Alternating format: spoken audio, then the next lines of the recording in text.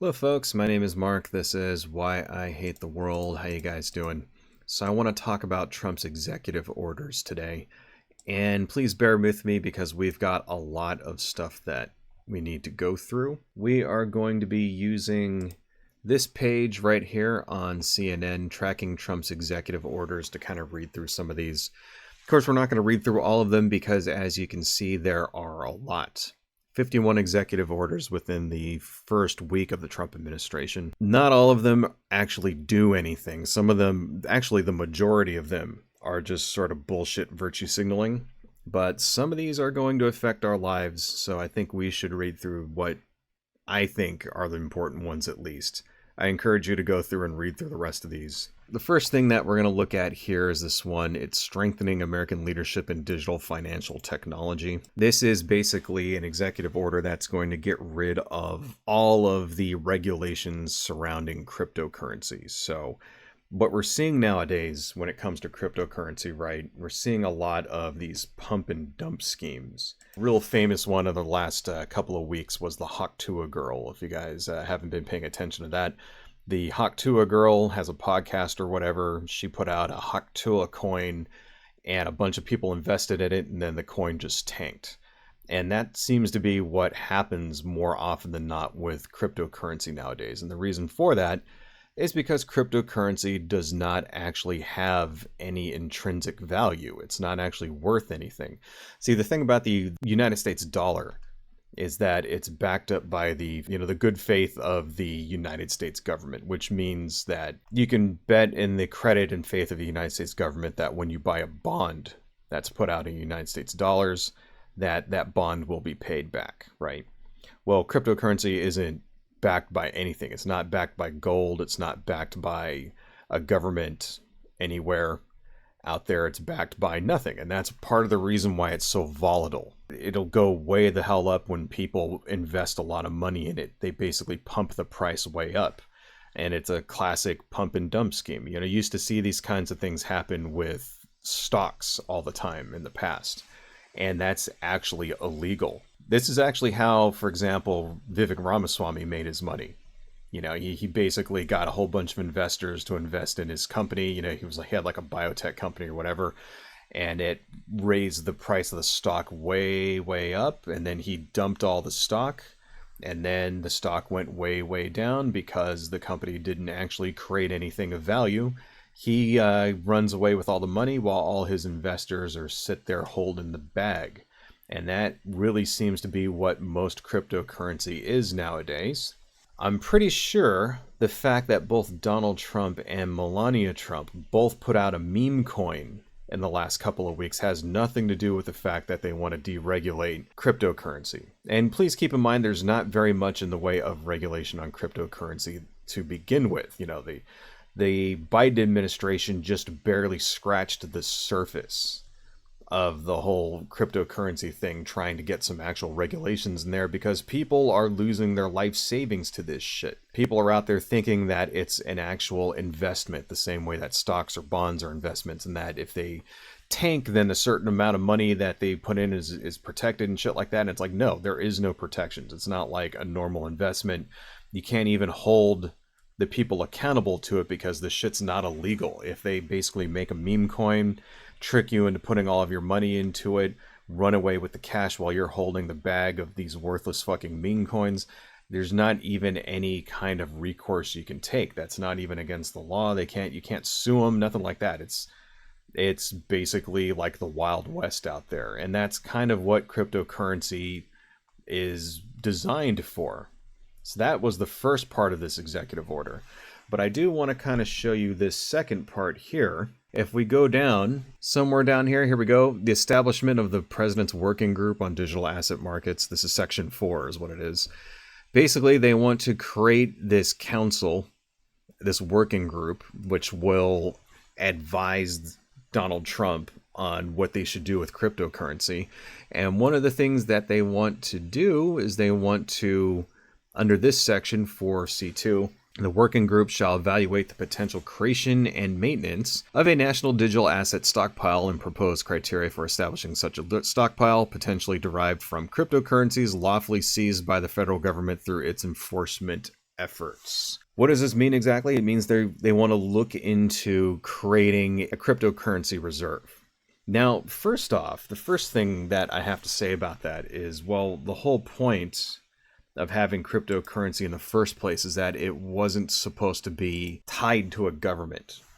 That was the whole point. The whole point of cryptocurrency is that you're supposed to be able to use it to go on Silk Road and buy drugs and buy prostitutes and hire hitmen and do all the other illegal shit you want to do that you can't use credit cards for or American currency for because that shit can be tracked, but you use Bitcoin for it because it can't be tracked at all. It seems a little counterintuitive to be entangling the United States government in with Bitcoin, because it'll be Bitcoin. That's what it is, right? Because there's really no other cryptocurrency that's even worth anything.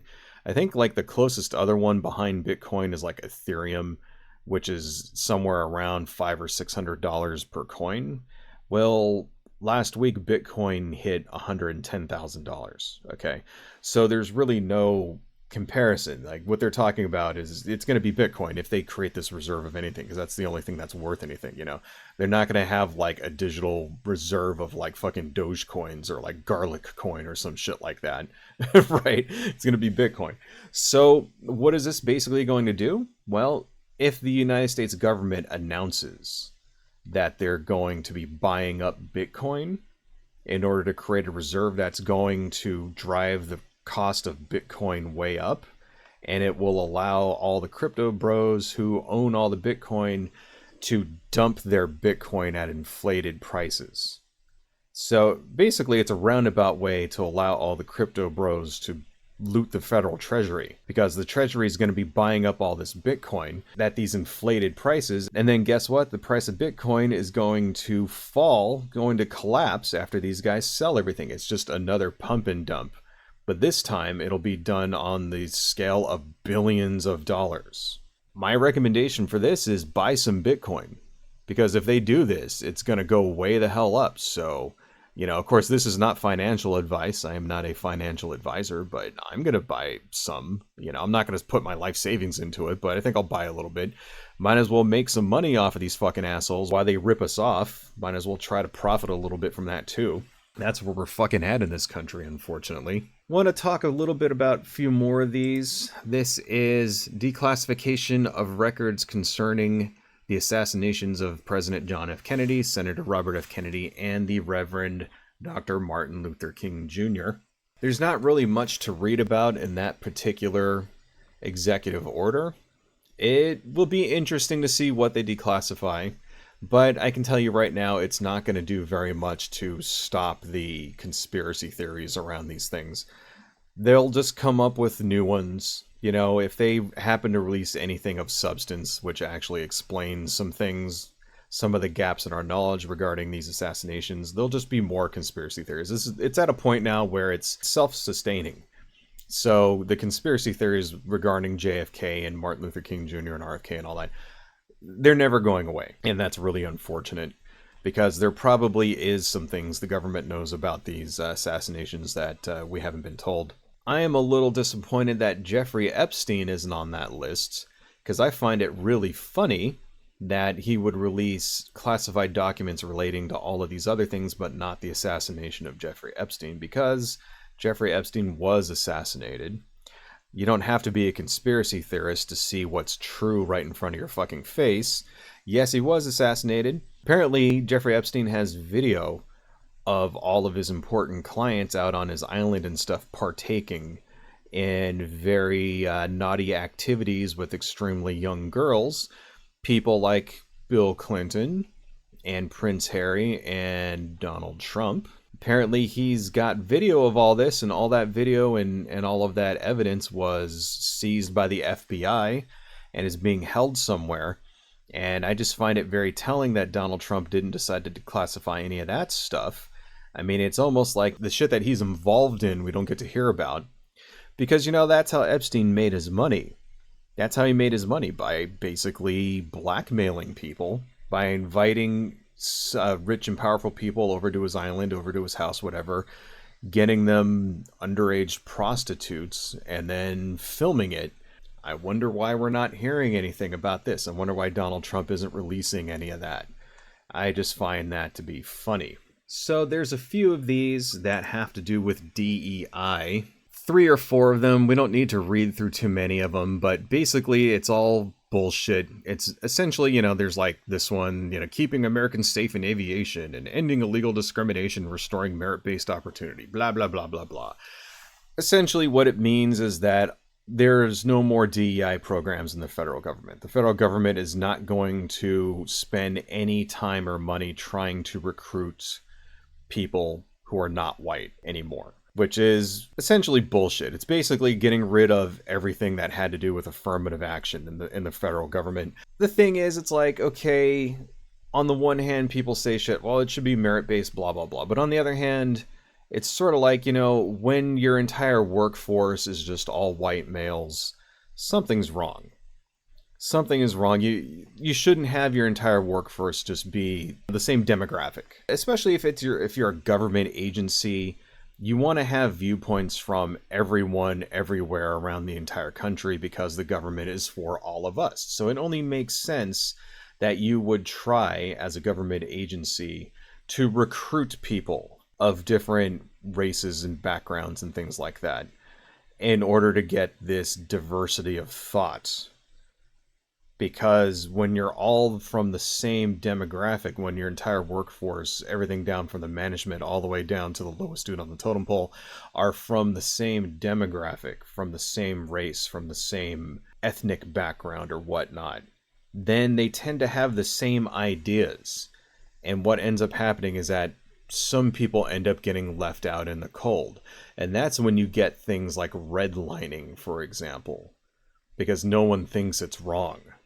Shit like that. So this is why things like DEI and affirmative action and all that are important. And it's really sad to see that the government is just not going to do that anymore. And it's a little bit worse because one of these executive orders goes through and revokes any executive order having to do with civil rights hiring when it comes to the federal government.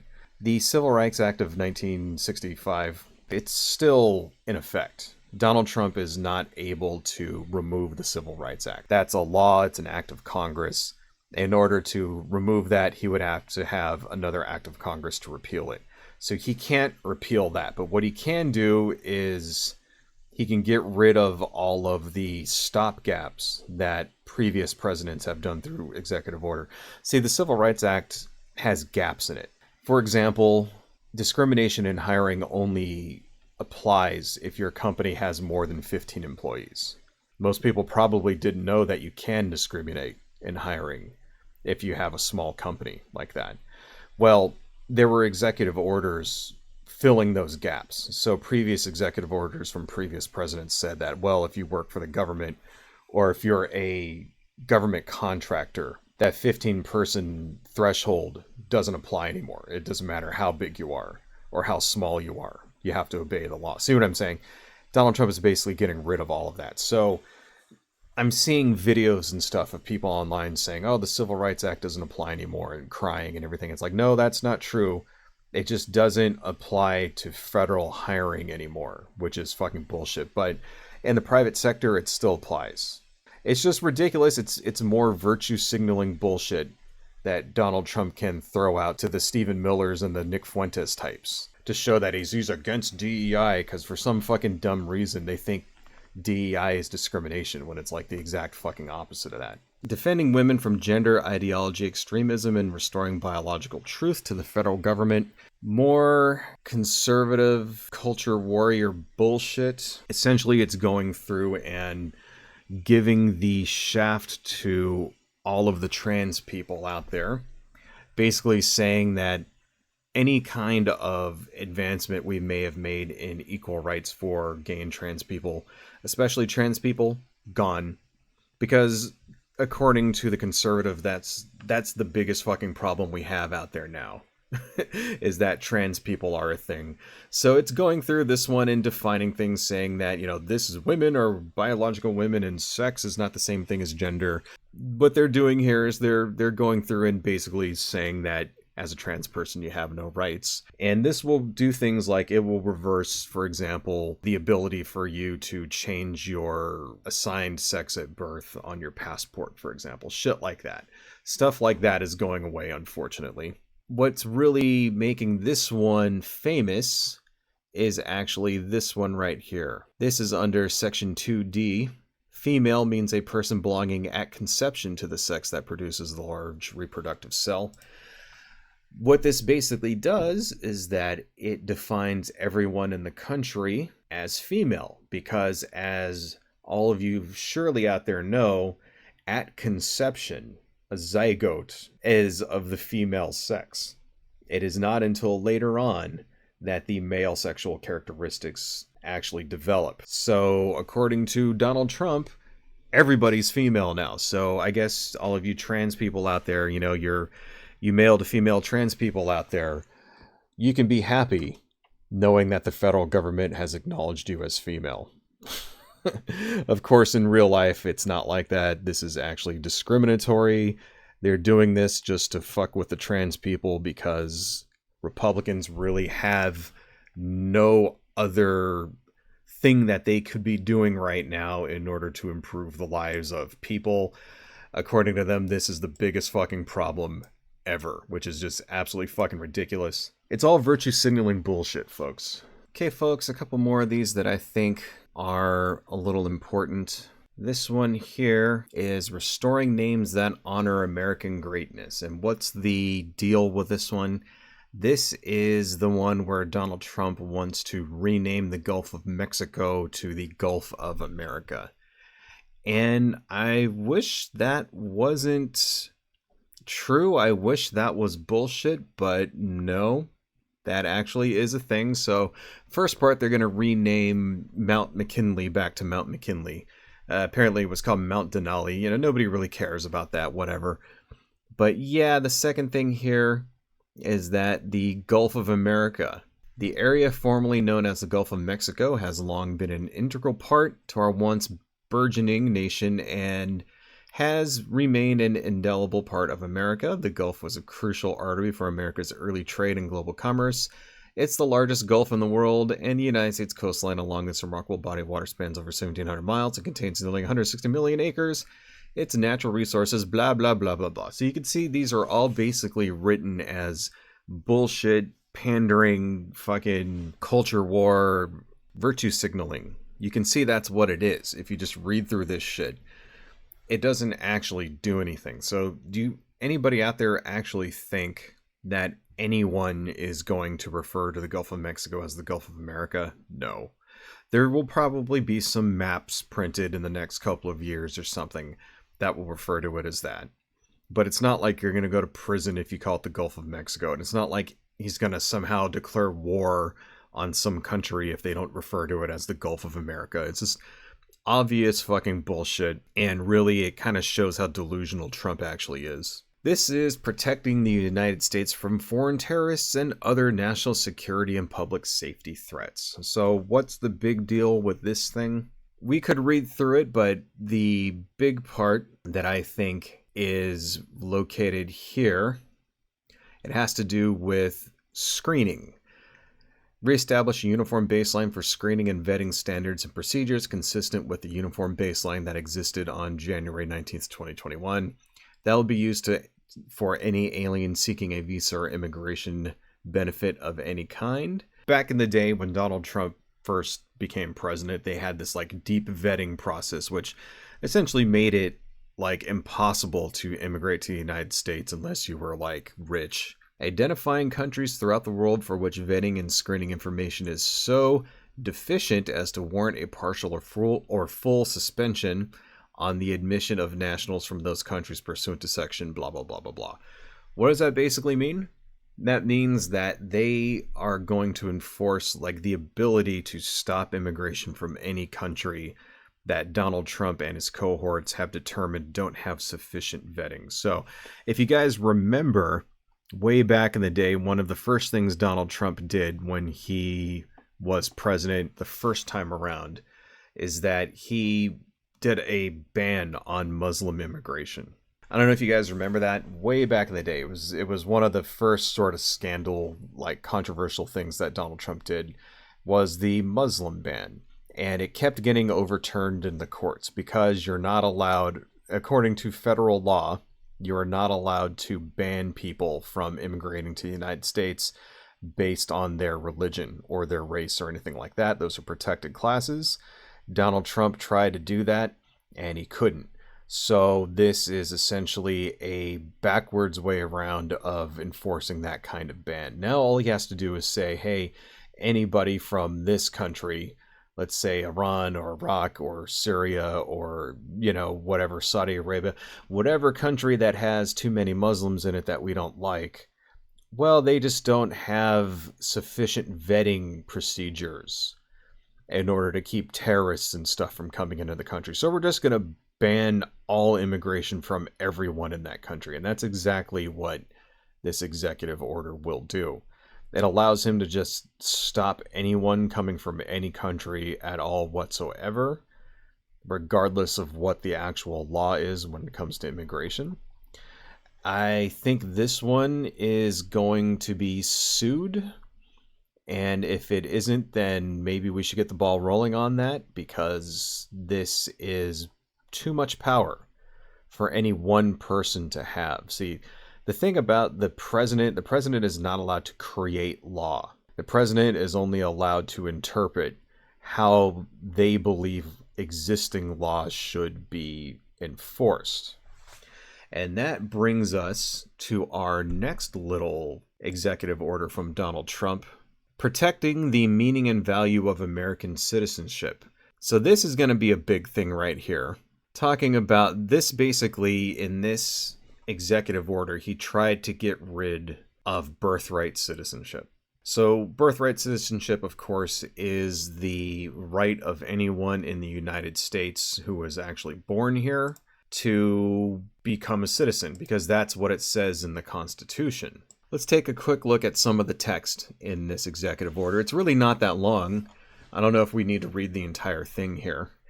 But of course, like the rest of these, the very first couple of paragraphs here is just all bullshit virtue signaling. Like, for example, the second paragraph, but the 14th Amendment has never been interpreted to extend citizenship universally to everyone born within the United States.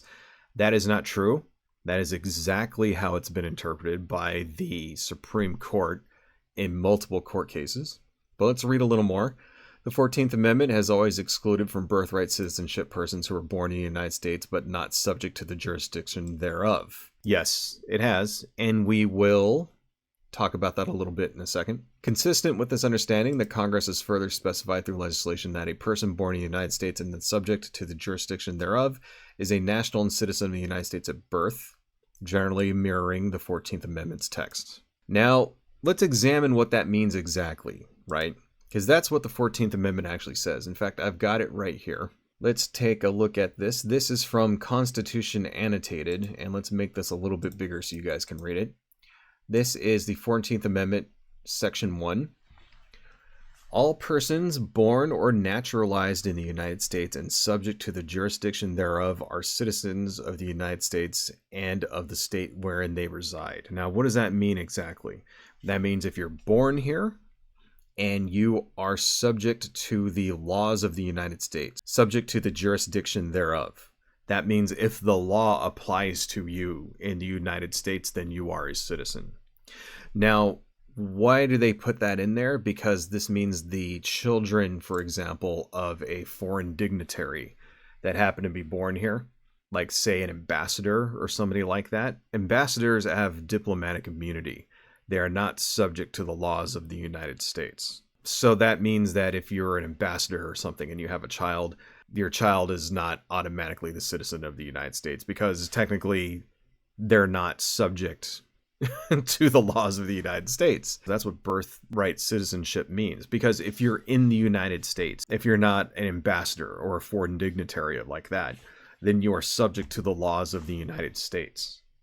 And that means you're a citizen.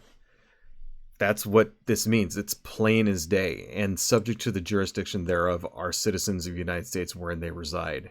That's what it says. That's what it says. That's what he's trying to get around. See, He even says it right here.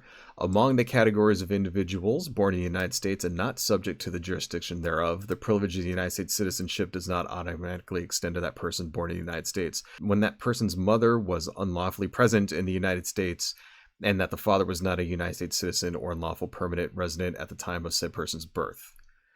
But people who are unlawfully present in the United States and are not citizens are subject to the laws of the United States. This would mean, if this is what he actually is trying to say here, this would mean that if you enter the U.S. illegally, you're immune from every law in the United States. That's the only way it matches with the Constitution. Okay? It is 100% contrary to what the actual Constitution actually says. It's plain as day.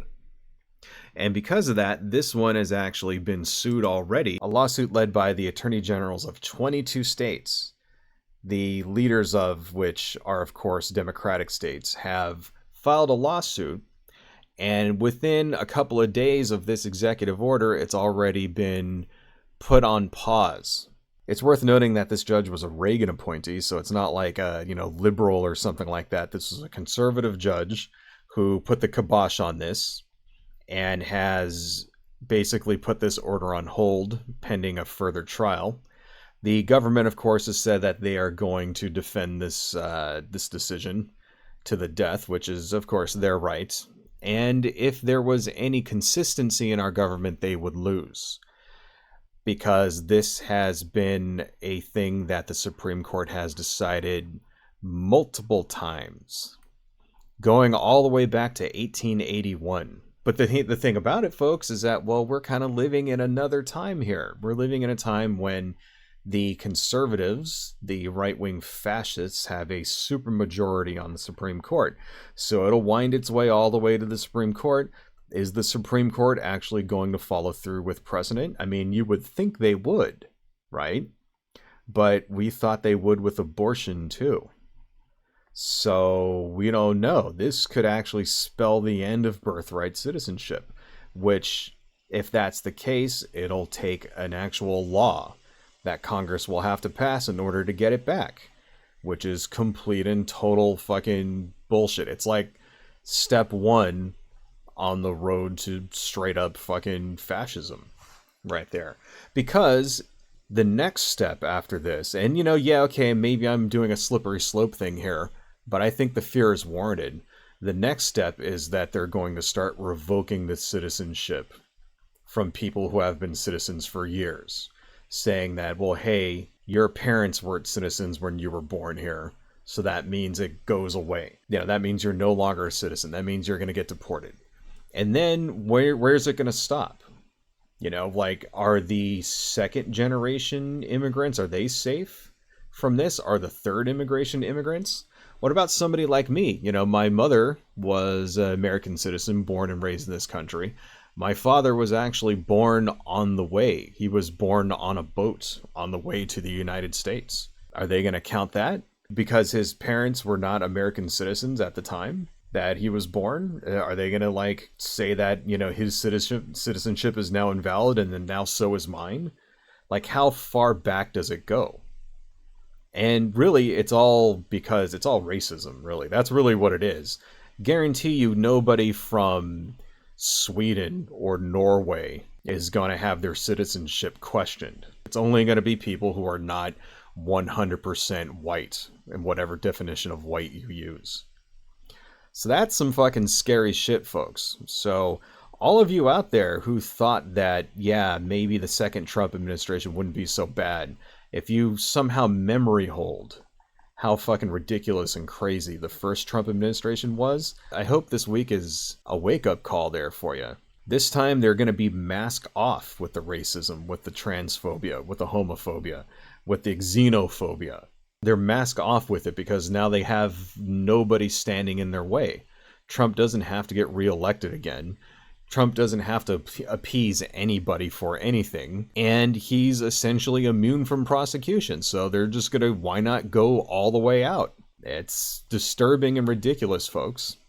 So I don't know if we should go through the rest of these. There's a few more I wanted to talk about, one in particular having to do with water rights in California, which is actually pretty pertinent to me, seeing how I live in Los Angeles, and, you know, we just went through fucking a ridiculous 2 weeks of wildfires and shit, but maybe if we have time sometime later in the week, we'll talk about the rest of them. But no doubt by that time, there'll be even more executive orders that we can talk about. One thing we can say for sure, folks, is that the next 4 years are going to be long, hard, and arduous. They will not be boring. So, I don't know. Maybe this will lead to some more civic engagement from people for a fucking change. Anyway, folks, I think that's all I got from now. Adios. Stay cool, stay safe, and I will talk to you all later. Hello, folks. If you like what I do and you want to support the channel, please consider buying something from my Etsy shop, supporting me on Patreon, liking and subscribing, and checking me out across my social media links listed below. Thank you all so much, and see you next time.